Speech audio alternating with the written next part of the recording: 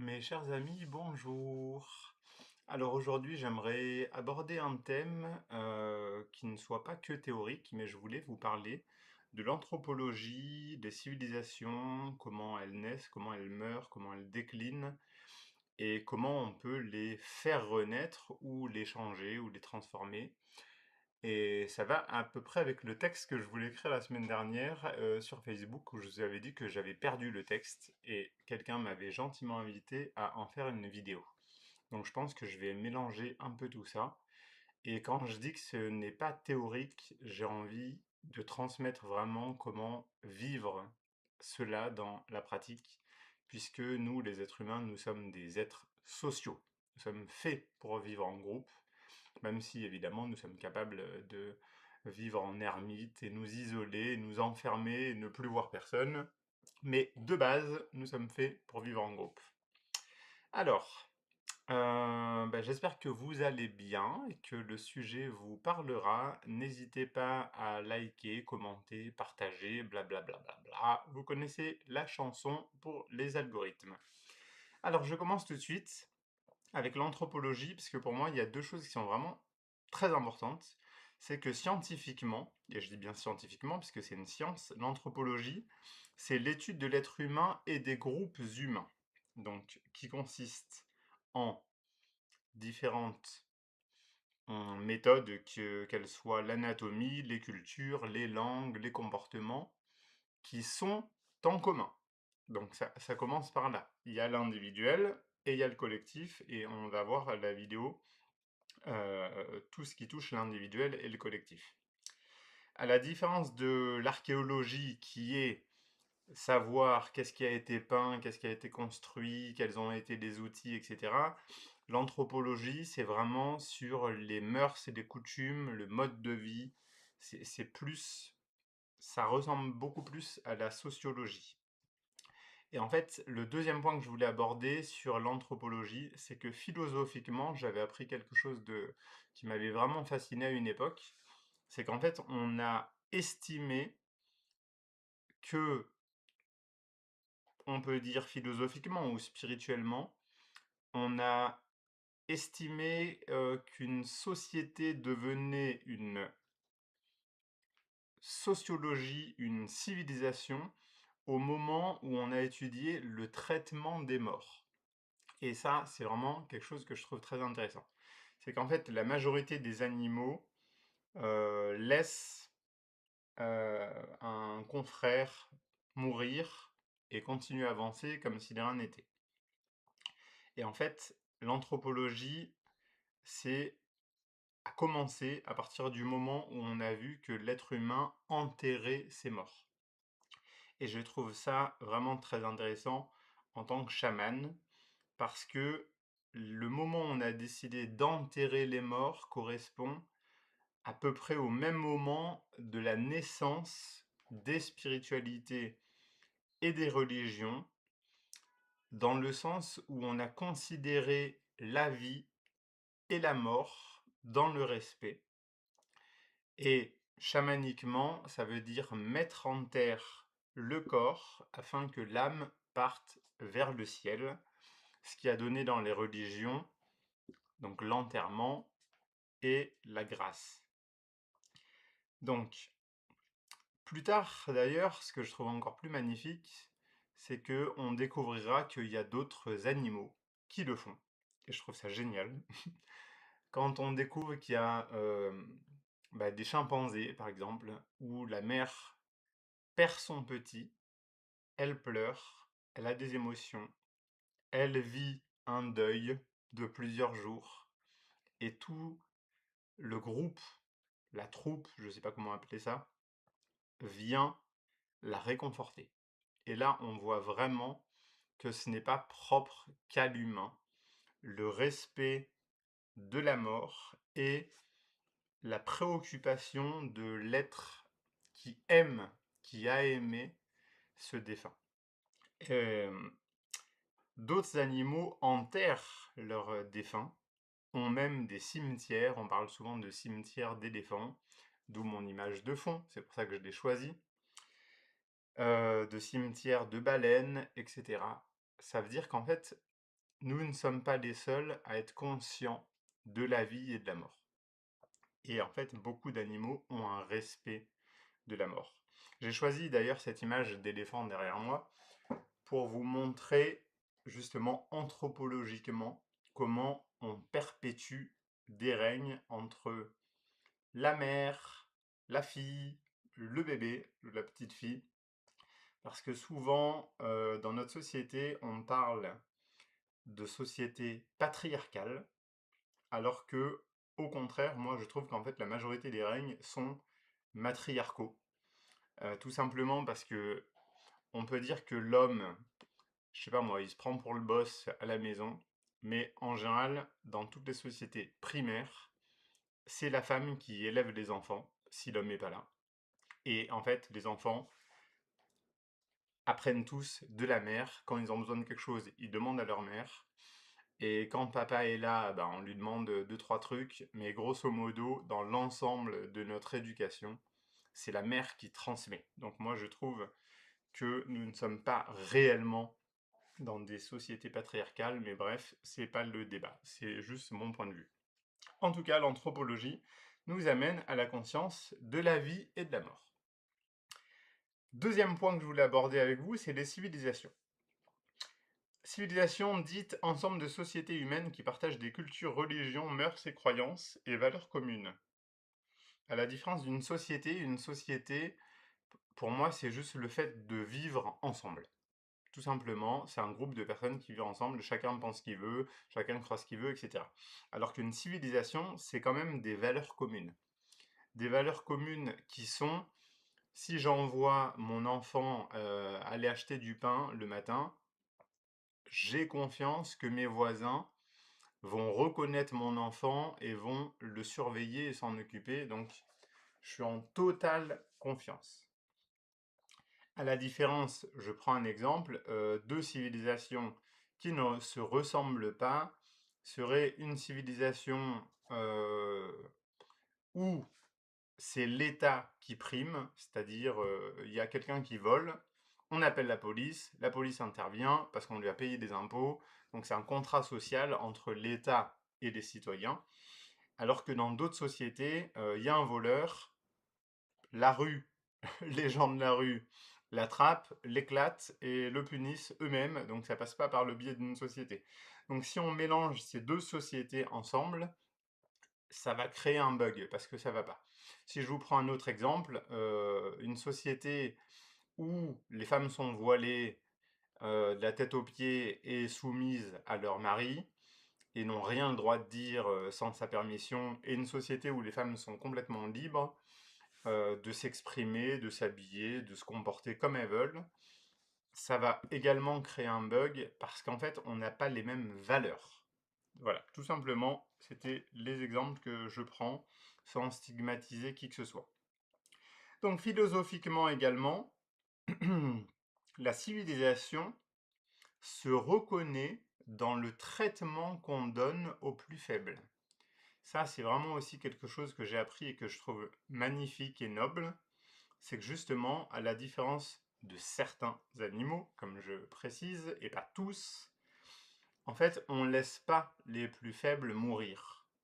Nous, les êtres humains, la naissance de la civilisation, c'est quand on a tenu compte collectivement qu'il y avait des enfants et qu'il faut s'en occuper, qu'il y avait des personnes âgées et qu'il fallait s'en occuper, qu'il y avait des handicapés, etc. Et qu'en fait, à la différence d'une famille seule, naturelle, où il y a trois, quatre générations qui vivent ensemble, là, en fait, de la même manière que je parlais de l'État auparavant, on va faire confiance à la collectivité pour tenir compte de la faiblesse des uns et des autres et les prendre en charge. Et ça, c'est quelque chose qui me tient réellement à cœur. Je pense que si vous me connaissez depuis longtemps, vous savez que c'est quelque chose que je souligne vraiment énormément dans la différence entre l'Europe et ma vie à Madagascar. C'est qu'en Europe, on met tous les enfants ensemble, par âge. Les handicapés, on ne les voit pas pour qu'ils ne soient pas dans la rue, on les met dans des centres d'handicapés. Les alcoolos, les drogués, tout le monde a son centre. Les EHPAD pour les personnes âgées ou en Suisse les EMS. c'est pareil. Et donc en fait, on divise la société en plein de sous-groupes au lieu de vivre ensemble. Alors qu'à Madagascar, tout le monde vit ensemble. Il y a des enfants, il y a des vieux, il y a des handicapés mentaux, physiques. Tout le monde cohabite et tout le monde tient compte de qui est qui, quel est le problème de qui. Il y a une sorte de vision collective, euh, de préoccupation des uns des autres que je trouve qui n'existe, je vais pas dire plus, mais presque plus en Occident. Euh, c'est que je sais que je prends cet exemple qui me vient en tête. Il y avait un homme qui rampait par terre à Madagascar et qui en plus était un peu foufou, donc il était handicapé physique et mental. Et je sais que nous, on amène souvent des vasas, des blancs, chez nous à Madagascar, et quelqu'un nous a dit «Oh, le pauvre!» Et nous, on lui a dit «Non, c'est pas le pauvre. Arrête cette condescendance et ce mépris, cet homme n'a pas besoin de ta pitié. En fait, il n'est pas pauvre de sa condition. C'est toi qui estimes que tu as une meilleure condition que lui, mais lui, il va très bien en fait, hein. Tout le monde sait qu'il rampe par terre et qu'il dit des choses un peu faux-folles. Les gens le laissent faire, mais l'ont du coin de l'œil. S'il a besoin de quoi que ce soit, il y aura quelqu'un qui va intervenir. C'est sa condition, il n'y a pas de le pauvre, lui il a de la chance, lui il n'a pas de chance. En fait, c'est comme si tout le monde est ce qu'il est, et en fait, il y a pas de mépris social. On se préoccupe les uns des autres, même si on ne va pas l'aider, justement pour pas qu'il se sente assisté. On le laisse faire sa vie, et s'il a besoin de quelque chose, il y aura quelqu'un qui sera là. Donc pour moi, c'est très important, cette philosophie qui consiste à aider les plus faibles, soigner les malades. Hum, D'ailleurs, ça me fait penser à Saint-Louis, justement, qui est le premier roi de France à avoir créé des hôpitaux publics, à avoir créé des tribunaux qui jugent des nobles et des aristocrates contre des paysans et des manants, ou appelez ça comme vous voulez, des paysans, des, enfin la caste inférieure, pour rétablir une justice sociale. Et c'est pour ça que souvent en France, nous sommes très attachés à cette pseudo-égalité. C'est parce qu'en fait, on a eu des rois abominables, mais on a eu aussi des rois qui étaient extrêmement sains, pour se préoccuper du sort des plus petits, des plus démunis et des plus faibles, donc d'où les droits de l'homme. Enfin bref, hein, je vais dériver, mais c'est pas le sujet. Alors, troisième point, j'aimerais aborder avec vous le déclin. Le déclin de la civilisation, le déclin d'une société, le déclin collectif. Vous l'avez deviné à travers toutes mes descriptions précédentes. Donc le déclin, c'est la perte des valeurs, la destruction des croyances, de la confiance, du contrat social. Je me rappelle plus de l'auteur du contrat social, mais dites-moi en commentaire. Je sais, Voltaire, Rousseau, je sais plus. Et en fait, ça crée le chacun pour soi. Et en fait, le chacun pour soi, justement, c'est que j'ai plus confiance en mon voisin. Je sais pas qui il est, comment il se comporte. Je sors dans la rue, je me méfie. J'ai peur de me faire agresser. J'ai peur que quelqu'un comprenne pas ce que je veux dire. Oui, qu'on n'ait pas les mêmes valeurs. Donc en fait, ce déclin passe par différentes transformations de la société. Certaines peuvent être très saines. Par exemple, si on me dit la fin du patriarcat, le chef de famille, c'est l'homme. Bon, ben, c'est un progrès. Si on respecte les femmes et qu'elles peuvent être chefs de famille, très bien. Si elles ont le droit de voter, très bien. S'il y a une égalité entre les hommes et les femmes, c'est une évolution que j'estime être saine. Après, j'estime. D'autres ne seront pas d'accord avec moi. Le respect des religions, c'est très simple. On ne fait plus la chasse aux sorcières, il n'y a plus des catholiques qui butent des protestants, on ne fait plus de croisades dans les pays musulmans. Bref, tout le monde a le droit à donc la liberté de culte, c'est la liberté de conscience. Magnifique progrès. Mais Après, il y a tout ce qui touche au progressisme. Et là, ça détruit réellement la famille quand on dit que l'éducation, c'est plus des élèves et des maîtres. L'enfant roi, l'enfant apprend à son rythme, l'enfant fait ce qu'il veut. C'est interdit de mettre une fessée, je dis pas que c'est bien, hein. Sinon, on a une amende ou on peut aller au tribunal. Et en fait, on va commencer, l'État va s'immiscer dans la vie personnelle des êtres humains, toujours pour leur bien, évidemment. Et en fait, on va commencer à donner des droits de toutes sortes. Et comme je vous l'ai dit, je le répète, part toujours d'une bonne intention, c'est le respect des enfants, mais pas le respect des aînés. Par contre, ça, c'est pas puni. Je sais pas moi, l'IVG, donc l'interruption de grossesse, le changement de sexe, enfin bref, je vais pas me répéter, vous savez très bien ce que je pense de tout ça, étant chaman et donc traditionnaliste. Mais j'y reviendrai également. Donc en fait, tout ça pour dire que cette anthropologie et cette civilisation, pardon, tombent en déclin à partir du moment où on ne sait plus si notre voisinage partage les mêmes valeurs que nous. Est-ce qu'ils pensent comme moi? Est-ce qu'ils mangent comme moi? Est-ce qu'ils vivent comme moi? Est-ce qu'ils traitent ma femme comme moi? Et tout ça, ça questionne et ça amène du doute et ça amène de la perte de confiance et donc la fin du contrat social, justement, où peut-être il y a 50 ans, on pouvait laisser un enfant, sa femme, même soi-même déambuler dans les rues sans se poser du tout de questions de comment pourrait être perçu. Est-ce que ça va créer une micro-blessure dans son cadre de vie et dans ses valeurs profondes? En fait, on commence à tout psychanalyser, psychologiser, à voir des victimes partout, et il faut se préoccuper de tout, de qu'est-ce que je dis à qui, est-ce que j'ai un geste qui va pas être, qui va être mal interprété. En fait, on vit dans un monde de peur, de paranoïa. Ouais, c'est ce que je dis. Il y a plus de confiance entre les êtres humains. Et en plus, on vit dans une société où, comme vous le savez, il y a l'être humain interchangeable. Donc, dans la vie professionnelle, c'est plus je te considère comme toi. C'est il y a une tâche à accomplir. Si tu la fais bien, je te garde.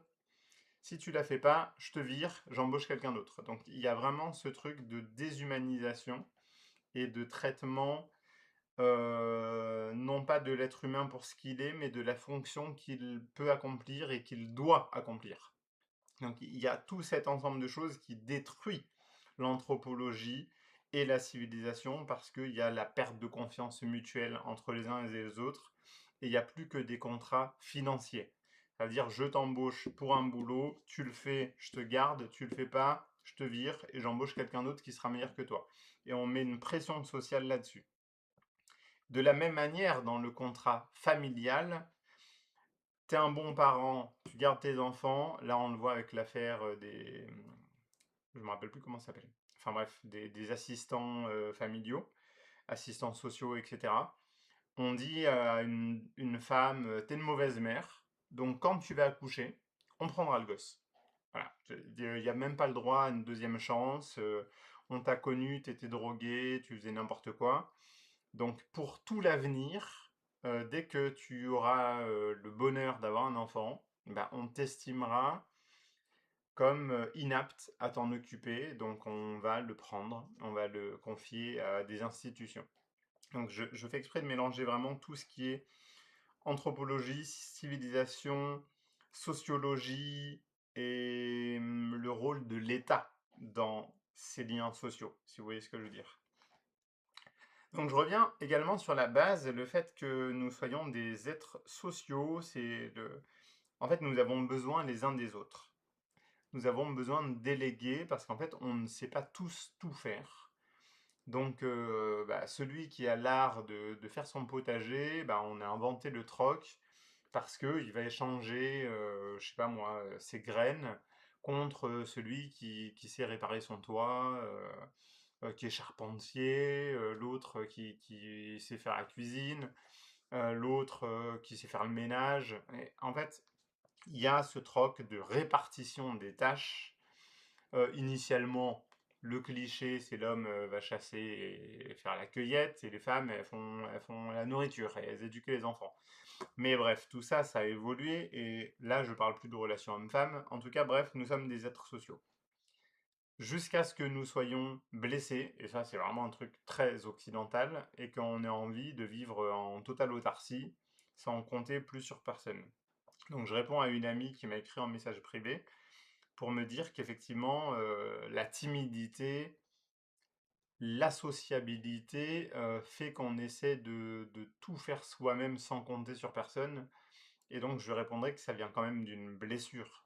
Parce que théoriquement et je dirais ethnologiquement, même racialement dans le sens race humaine, hein, pas dans le sens race blanc, noir, jaune, tout ce que vous voulez. En fait, notre nature humaine, c'est de vivre ensemble et de se partager des tâches et de se partager les compétences, parce que les tâches, ça fait genre, il y a que des choses négatives à faire. Non, on peut s'enseigner les uns les autres, des choses merveilleuses, s'apporter. Je sais pas moi, si je prends les philosophes grecs, ils étaient extrêmement riches.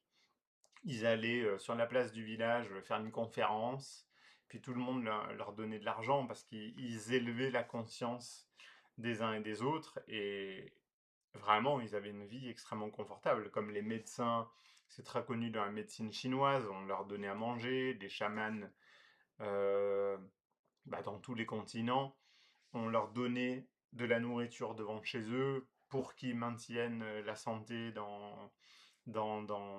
parmi les individus et parmi le collectif. Enfin, voilà, vous voyez ce que je veux dire. Il y a toujours une sorte de troc et d'échange dans le contrat social entre les êtres humains afin de n'abandonner personne et que les compétences des uns soient valorisées et que l'incompétence des autres soit punie. En fait, il y a toujours quelque chose comme ça.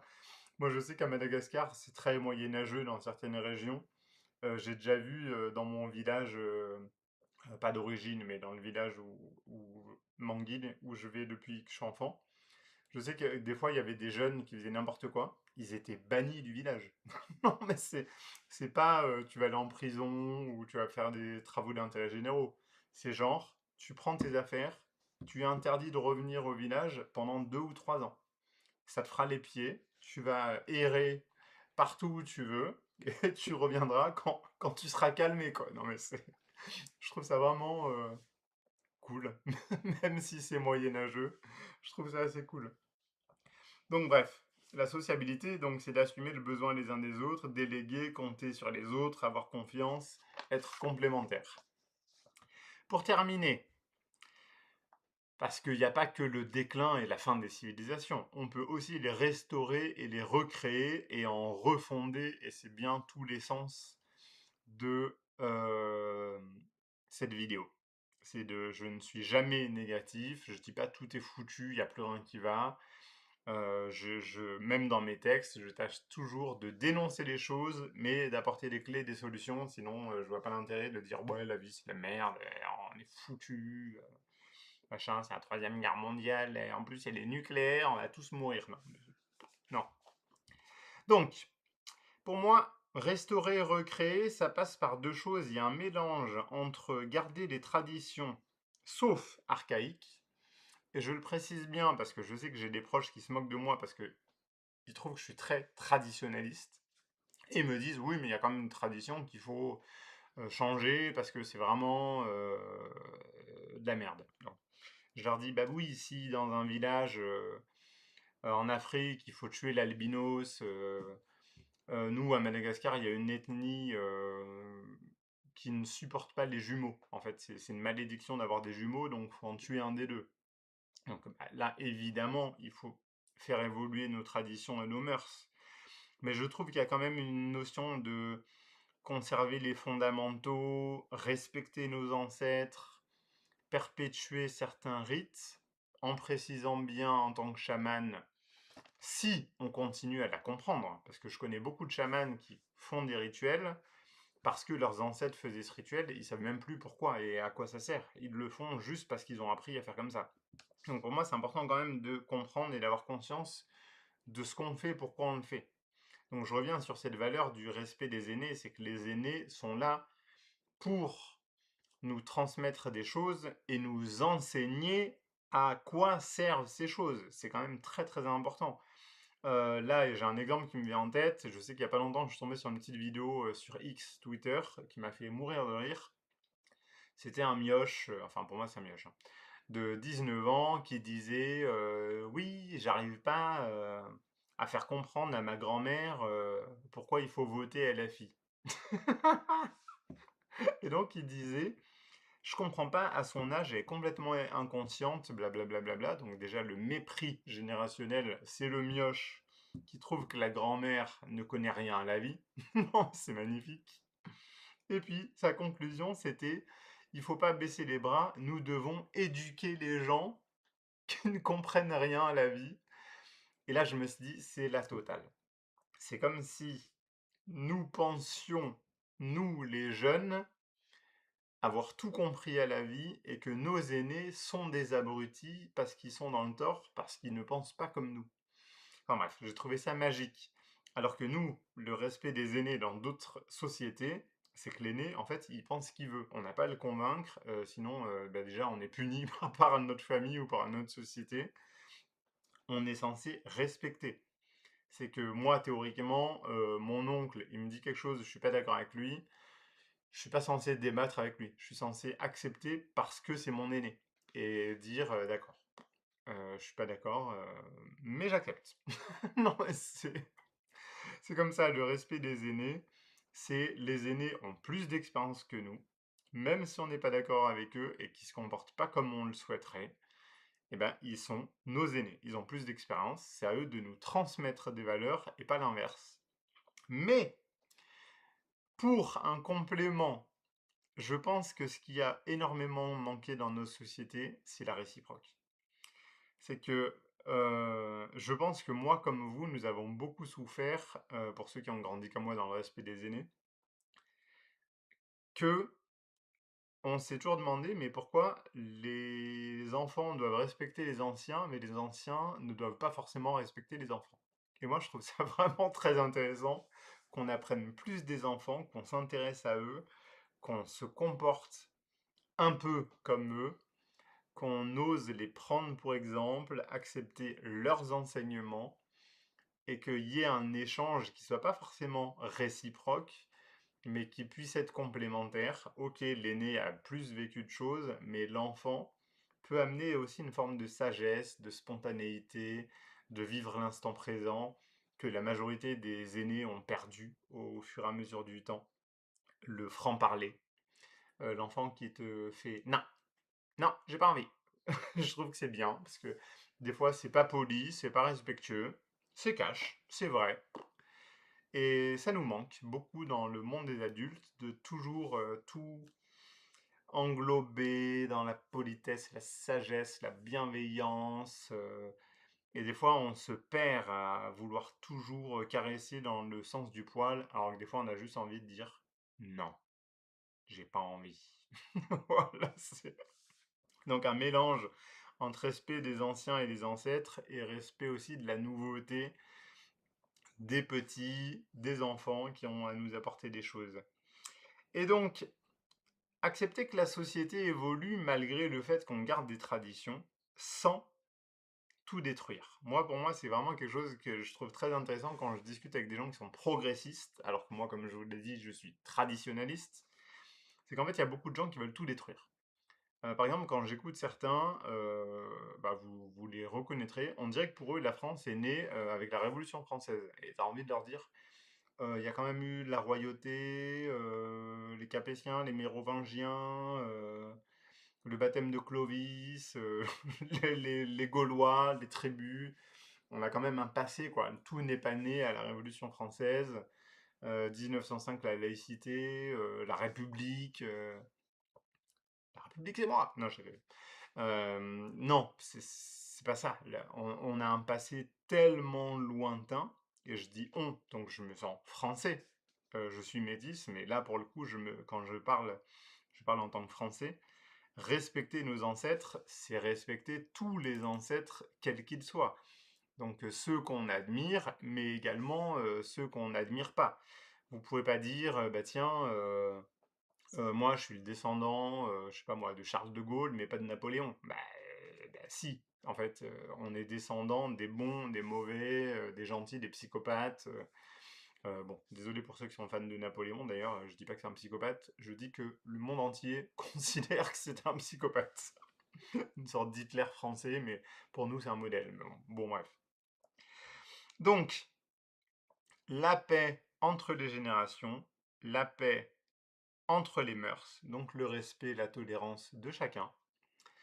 Et vraiment, je continue je fais une petite parenthèse avant de terminer, sur comment détruire une civilisation, une anthropologie, c'est quand on mélange des mœurs qui n'ont rien à faire ensemble. Vous allez me dire que c'est 1 plus 1 égale 2. Non. Des fois, c'est 1 moins 1. Ça fait 0. C'est que si les mœurs et les croyances peuvent coexister, libre à chacun, allons-y, on s'aime tous, la vie est belle. Mais si mon comportement entraîne chez toi le besoin de me tuer, il n'y a pas cohabitation, quoi. C'est vraiment n'importe quoi. Donc voilà, j'espère que ma vidéo vous aura servi à comprendre pourquoi il est important de perpétuer nos mœurs, nos civilisations, nos traditions, mais sans faire de prosélytisme, justement de vous dire que moi je suis OK pour le progrès, on peut progresser tous ensemble, peu importe nos différences et tout, je suis 100% d'accord, en plus je suis métisse, mais qu'il faut tout de même être vigilant de garder intact ce qui se passe chez nous, même si on n'y adhère pas. Moi, je dis souvent aux gens, je suis dans un petit village du fin fond de la Suisse, bah, il y a l'église qui sonne, j'adore. Tout comme quand j'étais au Maroc ou en Tunisie ou en Égypte, il y avait l'appel à la prière ou le chant du muezzin, etc. J'adore aussi. Tout comme partout où je vais dans le monde, ils ont leurs mœurs, leurs traditions, leur art de vivre, et je trouve ça génialissime. Donc plutôt que de sombrer dans une sorte de grosse soupe cosmique de mondialisation où on se ressemble tous, je pense qu'il est important que chacun perpétue ses propres traditions, ses mœurs, tout en s'intéressant aux autres, et que nous vivions dans ce mélange perpétuel entre je sais qui je suis et d'où je viens, comme dirait le proverbe africain d'ailleurs, si tu ne sais pas qui tu es, regarde d'où tu viens. Je suis 100% d'accord. Et à la fois de savoir également se détacher des traditions qui nous ont fait souffrir et de s'en créer de nouvelles. Voilà, je vous remercie tous. N'hésitez pas à me dire ce que vous avez pensé de ce message et à me partager vos prises de conscience, vos réflexions, etc. Que vous avez ou que vous avez eues au cours de ce visionnage. Merci à tous. Nous sommes un, je nous aime. Ciao, ciao.